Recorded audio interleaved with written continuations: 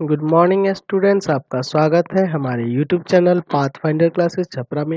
जिन लोगों ने अभी तक इस चैनल को सब्सक्राइब नहीं किया है, चैनल को सब्सक्राइब करें, बेल आइकन दबाएं ताकि हमारे वीडियोस के अपडेट्स आपको समय समय पे मिलते रहे। ये आपका पार्ट 1 वीडियो है इस चैप्टर का। पार्ट 1 वीडियो में आज हम लोग शुरू करने जा रहे हैं वास्तविक संख्याएं यानी रियल नंबर। पहला चैप्टर है आपका। देखिए, चैप्टर शुरुआत करने से पहले हम लोग कुछ संख्याओं के बारे में समझ लेते हैं। तो आप क्लास 9th में पढ़े होंगे कि वास्तविक संख्या कौन सी संख्या होती है। तो परिमेय और अपरिमेय संख्याओं का समुच्चय जो होता है वो वास्तविक संख्या होती है। तो अभी हम लोग क्लास 10th में हैं, बस इसके उदाहरण के साथ इसको समझ लेते हैं, इन संख्याओं के बारे में समझ लेते हैं। ठीक है, आप डेफिनेशन तो पहले से ही पढ़ते आ रहे हैं, 5, 6, 7 सब क्लास में आप पढ़े हुए होंगे। ठीक है, तो वास्तविक संख्याएं कैसी हो जाएंगी, जैसे -2, 2/5, √3, 0, है ना, 5/7, ये सब क्या है, तो वास्तविक संख्या है। जैसे कि परिमेय संख्या इसमें ये सब है और ये अपरिमेय रूट वाली है, तो दोनों का जो संग्रह होता है, समुच्चय होता है, वही क्या कहलाता है, वास्तविक संख्या कहलाता है। ठीक, अब देखिए वास्तविक संख्या की बात करें तो ये दो प्रकार की होती है। वास्तविक संख्या दो तरह की हो सकती है। कौन कौन सी, एक परिमेय, एक होता है परिमेय संख्या, परिमेय संख्या, और दूसरा होता है आपका अपरिमेय संख्या, अपरिमेय संख्या। ठीक है, इसको अंग्रेजी में बोलते हैं रेशनल नंबर, रेशनल नंबर। ठीक, और इसको बोलते हैं इरेशनल नंबर। चलिए, इरेशनल नंबर। तो रेशनल नंबर और इरेशनल नंबर्स क्या होते हैं, इसको देख लेते हैं। तो अगर अब हम लोग बात करें तो परिमेय संख्या वैसी संख्याएं होती है जिनका दशमलव प्रसार, दशमलव प्रसार प्रसार जो होगा शांत या अशांत आवर्ती हो। आप पहले क्लास में पढ़े होंगे, इसके पहले क्लास 9th में, कि p/q के रूप में जो संख्या हो और q नॉट इक्वल टू 0 वो परिमेय संख्या कहलाती है। लेकिन अब हम आपको एक चीज बता रहे हैं कि इनका वैसी संख्या है जिनका दशमलव प्रसार शांत और अशांत आवर्ती हो, वो परिमेय संख्याएं कहलाती है। चलिए, तो जैसे उदाहरण में बात करें, 2/7, -2, 0, 2/5, ये सब जो भी संख्याएं देख रहे हैं ये सब क्या है, परिमेय संख्या है, क्योंकि p/q के रूप में है या कुछ नहीं तो बाई में 1 है ना इसके, तो ये सब परिमेय संख्याएं होंगी। ठीक, अपरिमेय संख्या जो होती है, इनका अगर दशमलव प्रसार की बात करें तो इसका दशमलव प्रसार जो होता है वो क्या होगा, अशांत, अशांत अनावर्ती होता है। ठीक है, अशांत अनावर्ती होता है, अशांत अनावर्ती होता है। इनका दशमलव प्रसार क्या होता है, अशांत अनावर्ती होता है। और इसकी उदाहरण की बात करें तो उदाहरण में आपका हो जाएगा √2, √3, √4 नहीं लेंगे। √4 जो होगा वो √4 आपका, √4 का वैल्यू हो जाएगा 2, तो 2 एक परिमेय संख्या होती है इसलिए नहीं लेंगे। ठीक है, जो किसी का वर्ग होगा वो नहीं होगा। √5, √6 ये सब क्या है, अपरिमेय संख्या के उदाहरण है। अब चलिए समझ लेते हैं कि शांत और अशांत आवर्ती क्या है, या अशांत आवर्ती का मतलब क्या होता है। जैसे मान लेते हैं आपके पास एक संख्या है 1/8 और एक दूसरी संख्या है मान लीजिए आपके पास 1/7, तो दोनों आपको दिख रहा है परिमेय। चलिए अब देखिए इसमें डिवाइड करके देखते हैं क्या होता है। 1 है, 0 पॉइंट दीजिए, यहाँ 0 लगाएंगे, एक बार में जाएगा 8, 2 उतरेगा 0, 8 दूना 16, 4 उतरेगा 0 लगेगा, 8 पंजे 40। तो ये देखिए पॉइंट के बाद ये पूरा पूरा कट जा रहा है कुछ अंक तक जाकर, तो ये होते हैं शांत। ऐसे जो भिन्न है जैसे 1/8 है, ये क्या ऐसा हुआ, शांत हुआ।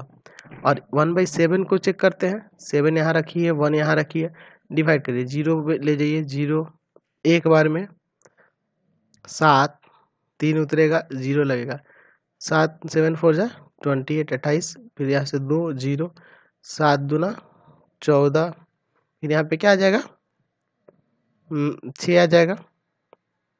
चलिए फिर 0 लगाएंगे, फिर 8 बार में 56, फिर 4 आएगा, फिर 0, फिर 5 बार में 35, फिर 5, फिर 0, फिर 7 बार में 49, फिर देखिए दोबारा 1 आ गया, यानी कि अब यही चीज रिपीट होते जाएगा। यही मतलब ये आएगा 0.142857, फिर 1428, यही सब रिपीट होते जाएगा, यानी कि इसके ऊपर बार लगा दीजिए। तो ऐसे जो दशमलव प्रसार होते हैं इनको कहा जाता है अशांत आवर्ती, यानी मतलब एक पीरियड के बाद ये रिपीट हो रहा है, इसलिए इनको अशांत आवर्ती कहेंगे, इसको शांत कहेंगे। और अपरिमेय संख्या का दशमलव प्रसार देख लेते हैं अब। चलिए मान लेते हैं एक हम लोग अपरिमेय संख्या लेते हैं √2। चलिए इसका दशमलव प्रसार देखते हैं। आपको ये पढ़े होंगे क्लास 8 में किस तरह से पॉइंट इसका मान निकाला जाता है। चलिए यहाँ पेयर बनाइएगा दो दो अंक का। चलिए पॉइंट के बाद 0 लगा दिए यहाँ पे, यहाँ 1 लिखेंगे, यहाँ 1 लिखेंगे, और 1 से ही यहाँ गुना करके यहाँ वापस आपको नीचे लिखना होगा। ठीक है, 2 लिखेंगे तो यहाँ भी 2 लिखना होगा, 2 दूना 4 हो जाएगा। ये आप तो जानते ही हैं, क्लास 8 में पढ़े होंगे। चलिए 2 होगा, यहाँ घटेगा 1, डबल 0 यानी 2 अंक उतरता है, पॉइंट देंगे। यहाँ क्या रखेंगे तो यहाँ 4 रखेंगे और 4 से ही गुना करेंगे। तो 4 से गुना करेंगे तो 4 चौका 16 और 4 दूना 8 1 9, इसमें गुना कर दिए। चलिए यहाँ पे क्या आ जाएगा 4, 2 अंक उतरेगा, ये जुड़ता है। चलिए अब यहाँ पे जो रखेंगे उसी से गुना करना होगा, तो 1 रखिए और 1 से ही गुना करिए। ठीक है, तो आ जाएगा 281, यहाँ 9 बचेगा, यहाँ 1 आएगा, फिर यहाँ 1 आएगा, फिर 2 को 0 उतरेगा, ये 1 आया है 282। अब देखिए फिर इसको आगे लेते जाइएगा, ये ऐसे ही जाते जाएगा, कभी नहीं कटेगा। एक्चुअल में इसका वैल्यू जो आएगा आपका 1.4142 1356 ऐसे ही करके डिजिट आते जाएंगे। तो देखिए इसमें क्या हो रहा है, जैसे 4 के बाद 1 आया है, लेकिन यहाँ 4 के बाद अब क्या आ जा रहा है 2 आ जा रहा है। तो डिफरेंट डिफरेंट डिजिट आ रहे हैं। वहाँ 1 के बाद क्या हुआ है 4 आया है, फिर यहाँ 1 के बाद 3 आ रहा है, मतलब ये पीरियड भी नहीं चल रहा है, आवर्ती नहीं हो रहा है। यानी कि इसका जो अपरिमेय संख्या का दशमलव प्रसार होता है वो होता है अशांत, तो होता ही है, कभी नहीं कटेगा, और अनावर्ती होता है, ना कभी रिपीट ही करेगा। ठीक है, ना डिजिट कभी रिपीट करेगा और ना ही कभी पूरा तरह से कटेगा। तो वही आपको बताए थे। अब हम लोग जैसे परिमेय देखे थे अभी हम लोग, ये वास्तविक संख्या दो तरह की, एक परिमेय और एक अपरिमेय। ठीक है, अब देखिए परिमेय की बात करते हैं।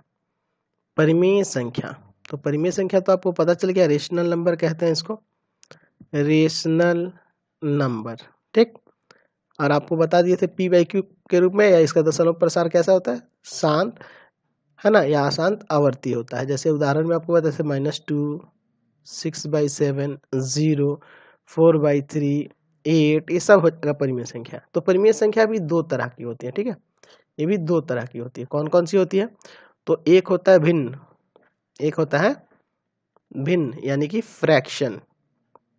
ठीक है, एक होता है फ्रैक्शन और दूसरा होता है पूर्णांक। दूसरा क्या होता है पूर्णांक यानी कि इंटीजर, इंटीजर। तो भिन्न जो होता है इसमें जो भिन्न होता है वो p/q के रूप में होगा, और q जो होगा नॉट इक्वल टू 0 और 1। ठीक है, दोनों नहीं होगा, सॉरी। इसमें अब देखिए इसको, तो भिन्न तो समझ गए कि p/q के रूप में रहेगा, और q नॉट इक्वल टू 0 और 1, यानी नीचे 0 और 1 नहीं होगा। जैसे इसमें उदाहरण देखिए 6/7, 4/3, ये सब जो है ना ऊपर जो दिए गए हैं, ये सब भिन्न के रूप हो जाएंगे। और पूर्णांक क्या होगा, तो पूर्णांक इंटीजर को कहते हैं, और इसमें सब आ जाएगा, जैसे -3 हुआ, -2 हुआ, -1 हुआ, 0, 1, 2, 3, ये सब पूर्णांक कहलाते हैं। ठीक है, इन्फिनिटी तक, माइनस में भी और प्लस में भी, यानी कि इनके बटा में हमेशा 1 रहता है। ठीक है, तो इसमें ऐसे भी लिख सकते हैं कि p/q के फॉर्म में रहते हैं, लेकिन q इक्वल टू हमेशा 1 रहेगा, तो वो पूर्णांक कहलाते हैं। ठीक, अब देखिए पूर्णांक जो होता है ये 3 तरह का होता है। ठीक है, कौन कौन से होता है इसको भी देख लेते हैं। पूर्णांक 3 तरह के होते हैं। एक होता है धनात्मक, धनात्मक पूर्णांक यानी प्लस वाले। ठीक है, पॉजिटिव इंटीजर, पॉजिटिव इंटीजर। ठीक है, पॉजिटिव इंटीजर क्या होता है, तो प्लस वाले यानी 1, 2, 3, 4, ये सब। एक होता है शून्य पूर्णांक, शून्य पूर्णांक। ठीक है, जीरो इंटीजर। ठीक है, जीरो इंटीजर, जीरो इंटीजर होता है यानी सिर्फ जीरो। एक होता है यहाँ पे लिख देते हैं ऋणात्मक पूर्णांक, ऋणात्मक पूर्णांक, ऋणात्मक पूर्णांक यानी कि अंग्रेजी में इसको कहेंगे नेगेटिव इंटीजर, नेगेटिव इंटीजर। तो निगेटिव इंटीजर माइनस वाले होंगे, जैसे -1 -2 ये सब माइनस वाले, -1 -2 -3 ये सब इन्फिनिटी तक। चलिए अब देखिए धनात्मक पूर्णांक को एक और नाम से कह सकते हैं, धनात्मक पूर्णांक को एक प्राकृत संख्या भी कह सकते हैं कि जो संख्या एक से शुरू होकर गिनती की तरफ बढ़ती है वही ना प्राकृत संख्या होती है, यानी कि नेचुरल नंबर, नेचुरल नंबर। समझ गए? चलिए अब देखिए प्राकृत संख्या समझ गए। अब अगर हम लोग ये प्राकृत संख्या और शून्य पूर्णांक दोनों मिला दें तो दोनों के मिलन से बनता है पूर्ण संख्या, पूर्ण संख्या यानी कि होल नंबर। क्या बनेगा आपका? Whole number. ठीक है, होल नंबर बनता है। होल नंबर हो जाएगा आपका 0 से शुरू होगा, 0 1 2 3 4 गिनती की तरफ बढ़ेगा, वही पूर्ण संख्या हो जाएगा। ठीक, अब इसके अलावा कुछ और संख्या है उनको भी समझ लेते हैं। जैसे आपकी बात करें सम संख्या, सम संख्या तो जो होती है 2 से विभाज्य, तो सम संख्या में आपका आ जाएगा 0 भी आ जाएगा, +-2 +-4, मतलब प्लस में भी और माइनस में भी दोनों हो सकता है। ठीक है, +-6 ये सब हो जाएगा। ठीक, सम संख्या को कहते हैं इवन नंबर। ठीक, इवन नंबर, इवन नंबर। उसी तरह अगर बात करें विषम संख्या, विषम संख्या तो जस्ट उल्टा होता है, सम संख्या का ये उल्टा होता है। विषम संख्या क्या होता है? ऑड नंबर, इसको बोलते हैं अंग्रेजी में ऑड नंबर, जो 2 से विभाज्य नहीं हो, यानी +-1 +-3 +-5 +-7 ये सब हो जाएगा। समझ गया ना, जो 2 से विभाज्य नहीं होगा। उसी तरह बहुत सारी भी संख्या है। अब अभाज्य संख्या के बारे में देख लेते हैं। अभाज्य संख्या, अभाज्य संख्या या फिर इसको रूढ़ संख्या भी बोला जाता है, रूढ़ संख्या, इसको रूढ़ संख्या भी बोलते हैं, रूढ़ संख्या, दो नाम से इसको जाना जाता है। ठीक है, तो अभाज्य संख्या को कहते हैं प्राइम नंबर। तो प्राइम नंबर आपको पता होगा कि जो खुद से कटे और एक से कटे। ठीक है, तो प्राइम नंबर में कौन कौन से अंक आ सकते हैं? तो आ सकता है आपका 2 3 5 7 11, ये सब खुद से कटेगा और एक से कटेगा। अगली संख्या इसी तरह से अब बात करते हैं यौगिक संख्या के बारे में। यौगिक संख्या, यौगिक संख्या, तो यौगिक संख्या क्या होती है? तो यौगिक संख्या को कहा जाता है कंपोजिट नंबर, कंपोजिट नंबर। तो यौगिक संख्या किसे कहते हैं? तो जो खुद किसे और एक के अलावा किसी और संख्या से भी कट जाए, यानी कि अभाज्य को छोड़कर जो होंगी, यानी आपका आ जाएगा 4 6 8 9, ये सब यौगिक संख्या हो जाएंगे। इसमें एक को नहीं लिया जाता, ना अभाज्य में ही और ना ही यौगिक में। समझ गए? चलिए एक और संख्या है बच रही है, उसको भी देख लिया जाए। असहभाज्य संख्या, सहभाज्य संख्या, असहभाज्य संख्या। ठीक है, यानी कि को प्राइम नंबर, को प्राइम नंबर क्या होता है? तो ऐसी दो संख्या, जैसे मान लीजिए ए तथा बी ऐसी संख्या है ना, जिनका HCF जो है HCF 1 हो जाए, तो वैसी संख्या असहभाज्य होंगी। जैसे 4 और 9 का HCF 1 हो जाएगा ऐसे पेयर, तो ये असहभाज्य होंगी। आप और भी देख सकते हैं 9 और 16 हो सकता है, 2 और 3 हो सकता है, तो ये सब असहभाज्य कहलाती हैं। चलिए तो अब चैप्टर में चलते हैं। सबसे पहले चैप्टर में देखेंगे प्रमेयिका यानी लेमा क्या है। तो प्रमेयिका एक कथन है जिसका उपयोग अन्य कथनों को सिद्ध करने के लिए किया जाता है ना। प्रमेयिका क्या होता है कि एक ऐसा कथन जिसका उपयोग हम लोग किसी अन्य कथन को सिद्ध करने में करते हैं, उसी को क्या कहते हैं? प्रमेयिका कहते हैं, यानी लेमा कहते हैं। चलिए तो सबसे पहले हम लोग देखते हैं यूक्लिड विभाजन प्रमेयिका क्या है। यानी कि ये भी एक तरह का ऐसा कथन होगा जिसका उपयोग किसी अन्य कथन को साबित करने के लिए या निकालने के लिए किया जाएगा, यूक्लिड डिवीजन लेमा। चलिए क्या होता है, हम लोग मान लेते हैं कि ए और बी दो धनात्मक पूर्णांक दिए रहने पर, ठीक है, आपके पास दो धनात्मक पूर्णांक कौन है? ए और बी है। ऐसे अद्वितीय अऋणात्मक पूर्णांक क्यू और आर विद्यमान है कि ए बराबर बी क्यू प्लस आर, और जहां 0 से बड़ा होगा आर या बराबर होगा लेकिन बी से छोटा होगा। ये इसका यूक्लिड विभाजन का प्रमेय है। अब इसको समझते हैं।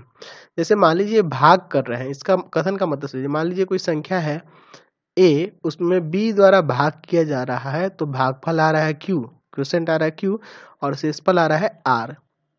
ठीक है, तो ये आप पढ़े हैं कि भाज्य बराबर होता है फॉर्मूला भाजक गुना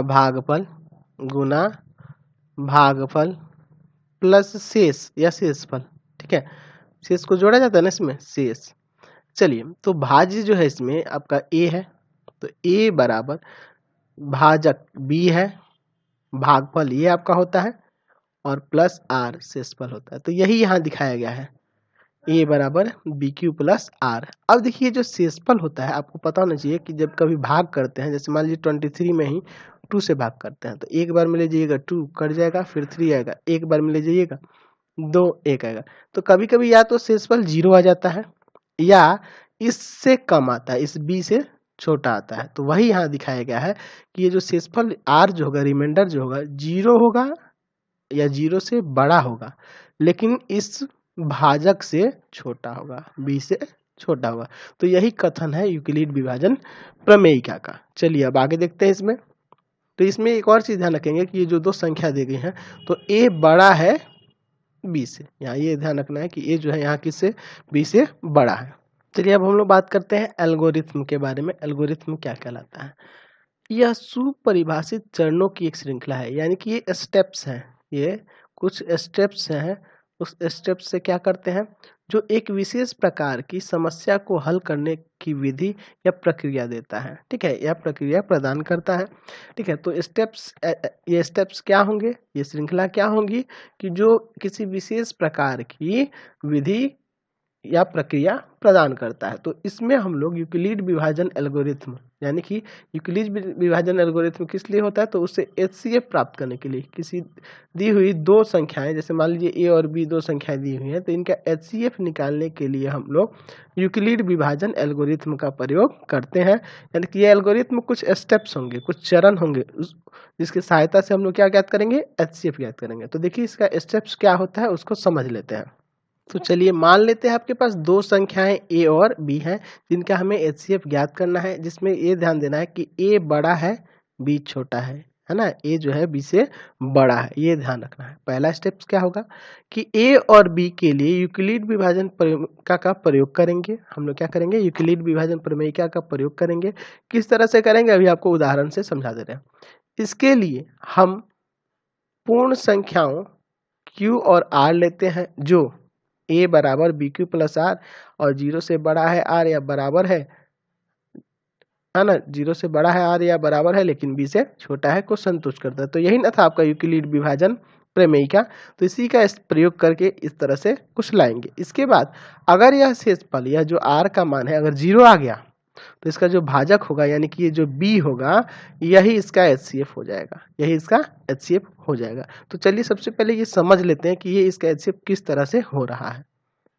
मान लेते हैं आपके पास दो संख्याएं हैं, एक है 125 और तथा दूसरी है आपके पास 25।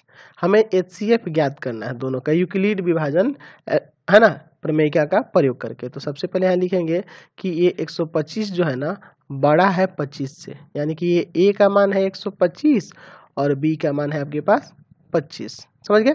अब यहाँ लिखेंगे यूक्लिड विभाजन प्रमेयिका, यूक्लिड विभाजन प्रमेयिका। चलिए, तो यूक्लिड विभाजन प्रमेयिका हम लोग पढ़ चुके हैं। ए बराबर बी क्यू प्लस आर, और ये जो आर होगा 0 से बड़ा होगा या बराबर होगा लेकिन बी से छोटा होगा, इतना लिखना होगा।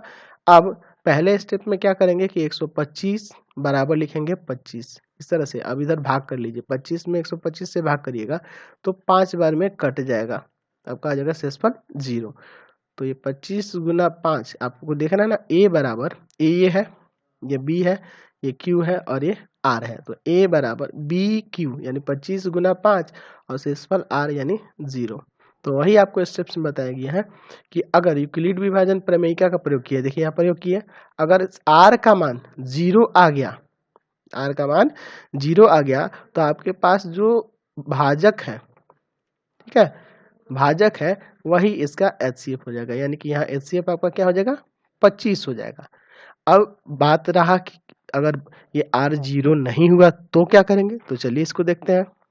किंतु यदि R 0 R not equal to 0 तब यूक्लिड विभाजन प्रमेयिका का है ना, प्रमेयिका का प्रयोग किस पे करेंगे, भाजक B और शेषफल R के लिए करेंगे। यानी कि अब आपको क्या करना होगा कि इसमें से B को लेना होगा और R को लेना होगा और पुनः आपको इस तरह से B बराबर हो जाएगा CR प्लस N, यानी कि अब फिर आपको क्या करना होगा कि यहाँ B लेना होगा और यहाँ R लेना होगा, भाग करने में यहाँ जो भागफल आ रहा है C आ रहा है और शेषफल आ रहा है N, यानी कि ये इस रूप में फिर आ जाएगा।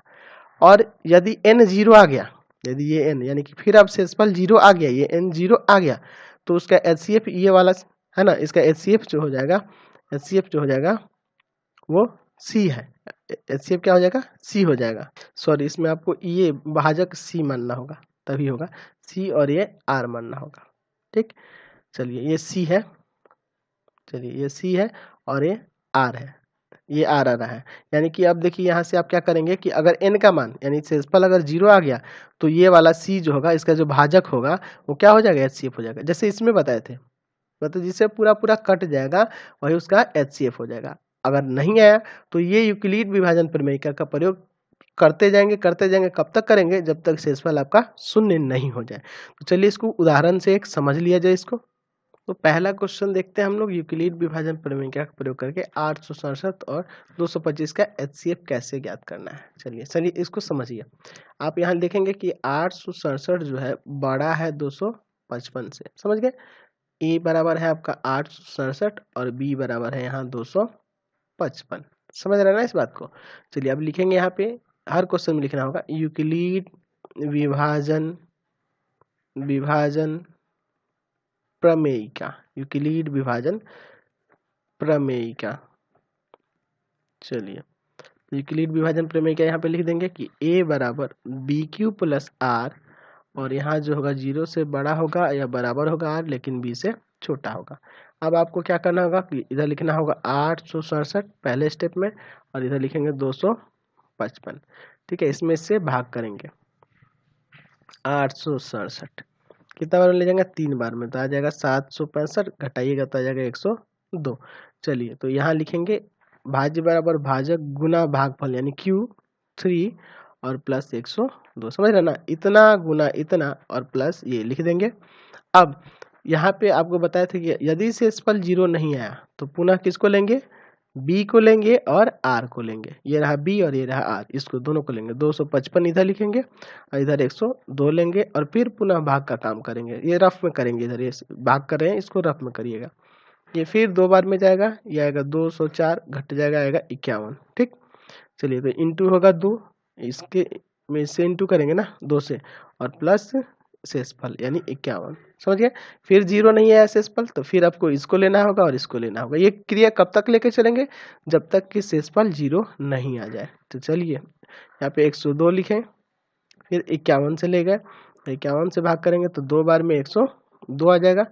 चलिए तो ये इंटू 2 और प्लस 0, समझ रहे हैं ना, यानी कि 51 से 51 भाजक रह रहा है तब आ जा रहा है ये 0 शेषफल, तो शेषफल 0 आ गया, इसलिए इसका जो HCF होगा ये 51 हो जाएगा। क्लियर हो गया यहाँ से, तो यहाँ से आप समझ गए।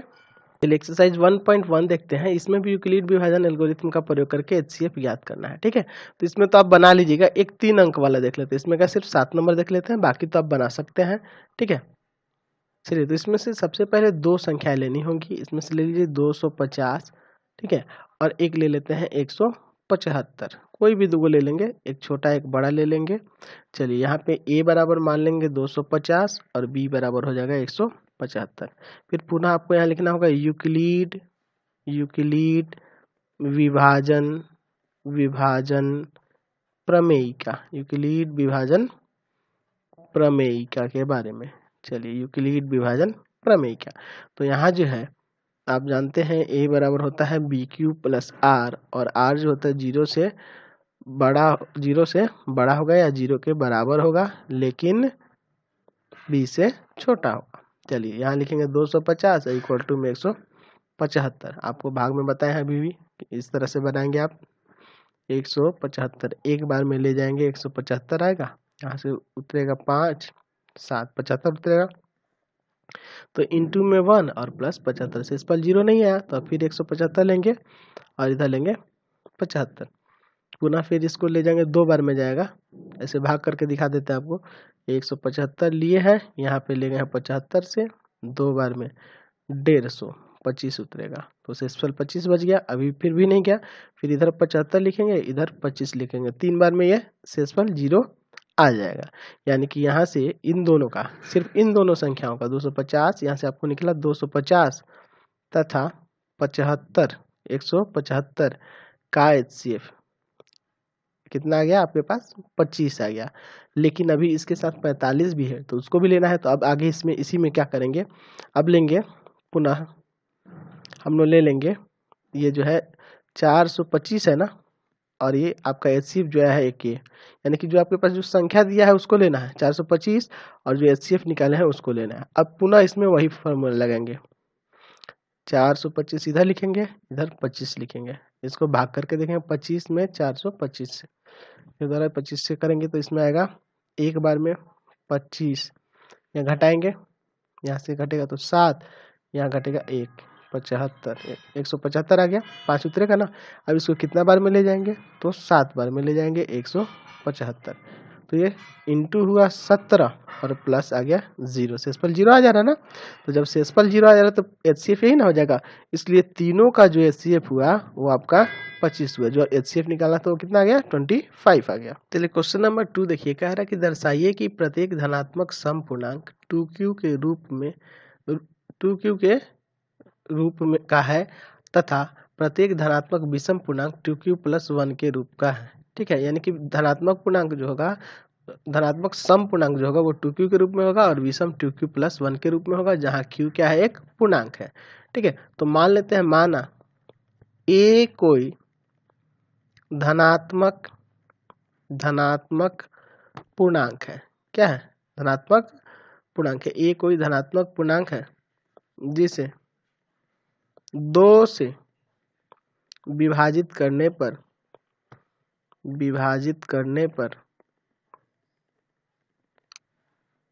भागफल q तथा शेषफल r प्राप्त होता है। ठीक है, तो आप जानते हैं यूक्लिड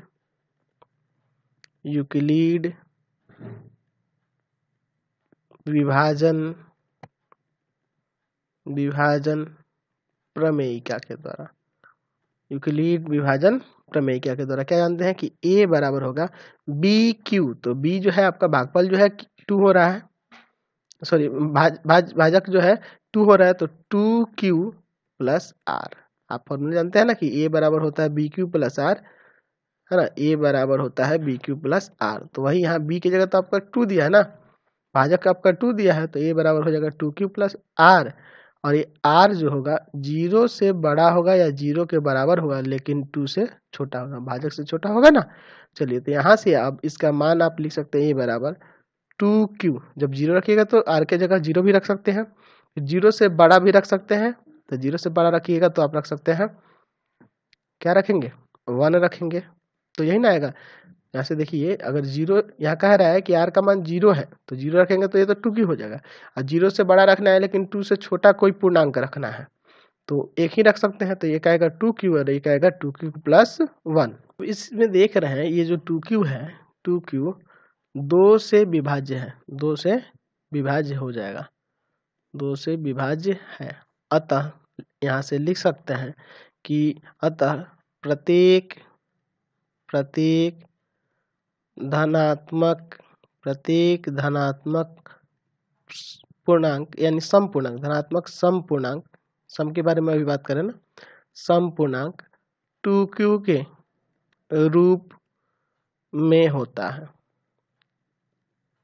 ठीक है, और दूसरा जो देख रहे हैं 2q + 1 2 से विभाज्य नहीं है, तो जब विभाज्य नहीं है तो विषम संख्या है, है ना। अतः प्रतीक